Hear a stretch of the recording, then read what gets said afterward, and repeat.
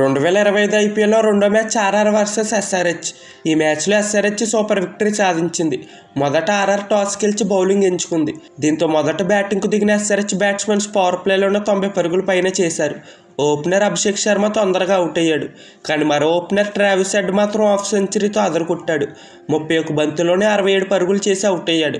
One down వచ్చిన ఇషాన్ కిషన్ అయితే చెలరేగి బ్యాటింగ్ చేశాడు. 47 బంతుల్లో ఏకంగా 106 పరుగులు చేశాడు. సెంచరీతో ఆర్ఆర్ బౌలర్లకు చుక్కలు చూపించాడు. ఇంకా నితీష్ కుమార్ రెడ్డి, హెన్రిక్ క్లాసెన్ కూడా మంచి బ్యాటింగ్ చేశారు.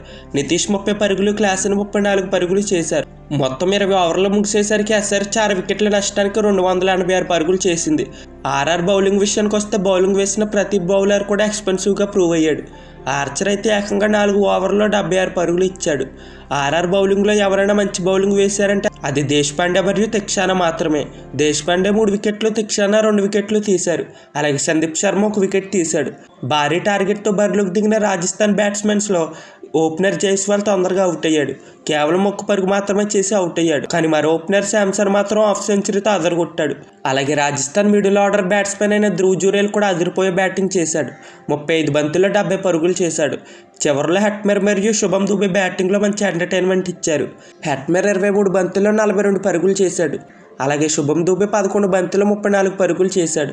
ఇంక 20 ఓవర్లు ముగిసేసరికి ఆర్ఆర్ 6 వికెట్ల నష్టానికి 242 పరుగులు మాత్రమే చేసింది. దీంతో ఎస్ఆర్హెచ్ ఈ మ్యాచ్లో 44 పరుగుల తేడాతో విజయం సాధించింది. ఎస్ఆర్హెచ్ బౌలింగ్లో హర్షల్ పటేల్ మరియు సిమర్జిత్ సింగ్ మంచిగా బౌలింగ్ చేశారు. ఇద్దరు చెరో 2 వికెట్లు తీశారు. అలాగే ఆడమ్ జంపా మరియు మొహమ్మద్ షమి చెరో వికెట్ తీశారు. కమిన్స్ మాత్రం బౌలింగ్లో కొంచెం ఎక్స్పెన్సివ్గా ప్రూవ్ అయ్యాడు. ఈ వీడియో కనుక మీకు నచ్చితే ఈ వీడియోని లైక్ చేసి ఛానల్ను సబ్స్క్రైబ్ చేయడం మాత్రం మర్చిపోకండి.